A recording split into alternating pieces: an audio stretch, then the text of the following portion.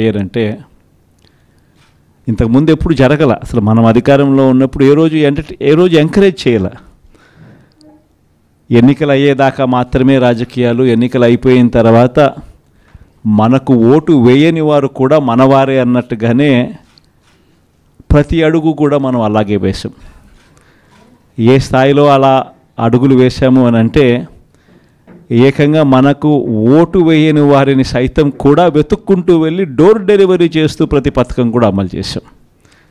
ఆ స్థాయిలో మంచి చేసే ప్రతి కార్యక్రమానికి శ్రీకారం చుట్టాం.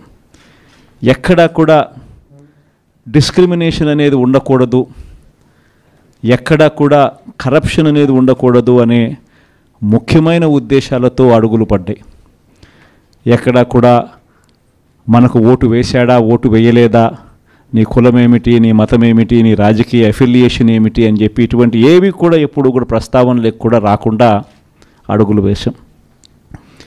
నా మొట్టమొదట కలెక్టర్ల సమావేశం కానీ ఎస్పీల సమావేశం కానీ జరిగినప్పుడు ఆ రోజు నేను మాట్లాడిన మాటలు చూసినప్పుడు ఈరోజు చంద్రబాబు నాయుడు మాట్లాడుతూ ఉన్న మాటలు, ఆయన చేస్తూ ఉన్న చేష్టలు రెండు చూసినప్పుడు ఆశ్చర్యాన్ని కలిగిస్తాయి. ఎందుకంటే మనం ఆ రోజు పంపించిన మెసేజ్, ముఖ్యమంత్రిగా మనం ఉన్నప్పుడు పంపించిన మెసేజ్, న్యాయం ధర్మం అన్నది అందరికీ ఒకటే, న్యాయం ధర్మం కాపాడడానికి మనమంతా ఉండాలి అని చెప్పి ఆ రోజుల్లో మనం మాట్లాడితే ఈరోజు మాత్రం ఎలా ఉంది అని అంటే న్యాయం కొందరికి మాత్రమే అన్నట్టుగా తయారు చేశారు ఈరోజు వ్యవస్థను.